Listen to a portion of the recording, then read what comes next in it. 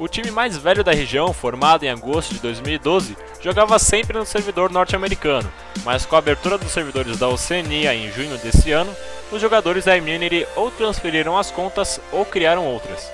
Claro que o alto nível permaneceu. Analisando os números de filas ranqueadas solos, 3 jogadores são diamante no NA, enquanto um é platina, o Heavens, e o outro não tem mais conta lá, o Rosie. Já no servidor da Oceania, 3 são tier desafiante e 2 são diamantes. É importante ressaltar esses dados, pois é isso que forma o estilo de jogo da Immunity, um time bem individual e com escolha de campeões não muito comuns, como Lulu AD Mid, Teemo ou Orianna como suportes e coisas do gênero. Ao assistirmos os VODs do Campeonato Oceânico, vemos que os erros da equipe são erros que normalmente vemos em solo kill, como por exemplo dives não coordenados e erros de posicionamento. No entanto, não se engane pensando que é um time fraco ou algo do gênero.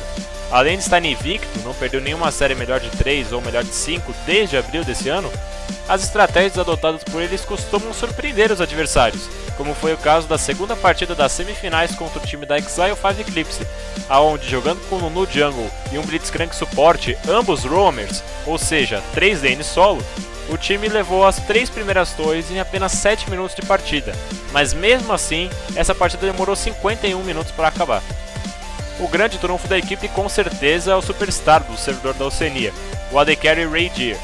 Conhecido no NA e, claro, em seu servidor, não raro vemos os times mirando ele nos picks e bans, como foi o caso do segundo jogo da final, em que os 3 bans do time adversário foram em AD Carries. Ter um bom potencial individual pesa positivamente, mas também negativamente. Quando é o caso, temos um time que faz alguns erros de solo kill, como citei atrás. Fora isso, chegamos a um dos pontos mais fracos da equipe, a dificuldade de fechar partidas mesmo com uma vantagem boa. Os níveis de farm e controle de objetivos também não são grandes, o que mostra uma sinergia um pouco abalada. Veja que na partida de 51 minutos que eu citei, a Immunity tinha um placar de 8 torres a 1 e já havia pego 4 barões. Mesmo assim, não conseguiu encaixar uma luta boa, parte devido à sua composição de early mid game para apenas puxar as torres, e parte porque o time adversário conseguia se defender muito bem. E por final, o destaque do time de fato é a bot lane. Jogando juntos desde janeiro, Raygear e Rosie são conhecidos por jogar sempre agressivamente. Picks para se observar nessa lane são Corki e Vayne por parte do Raygear, e Zarya e Blitzcrank pelo Rosie, isso é, se ele não inovar e pegar algum suporte não convencional. Eles costumam jogar muito agressivamente e puxar as torres, e não raro vemos o jungler Elise acampando a lane para ajudar eles. Depois disso, o Raygear costuma ficar solo farmando e se preparando para as partes mais tardias da partida. O top laner da Immunity, que é Diamante 1 no NA e Challenger, o terceiro melhor na verdade do servidor da Oceania, tem um estilo de jogo bem particular. Sua Champion Pool conta principalmente com campeões de dano burst, ou seja, uma grande quantidade de dano em pouco tempo, como Kha'Zix e Zed. Mesmo quando seu time precisa de algo um pouco mais tanque, ele opta por campeões que ainda assim conseguem pegar algumas kills, como é o caso de Renekton e Elise. O jungler e capitão da equipe é o cara responsável pelas calls do time. No entanto, como citamos nos pontos fracos, temos muitos erros nesse quesito. Ainda assim, ele é um cara que é diamante tanto no NA quanto na Oceania, e faz o papel de tanker e de frontline do time, jogando preferencialmente com campeões como Nasus, Ekari e Jarvan. É conhecido também por errar diversas vezes o Smite quando a equipe está fazendo os objetivos, o que por vezes causa certas discussões. O mid laner da Immunity é Platina 1 no NA e Diamante 1 na Oceania. Se por jogar com campeões não vistos na mid lane, como Lulu AD e Nasus mid, normalmente faz um papel de maior utilidade para a equipe, e não tanto de carregador. Isso cobra um pouco mais os companheiros de equipe no começo, mas pro final ele consegue compensar e fazer valer a sua utilidade.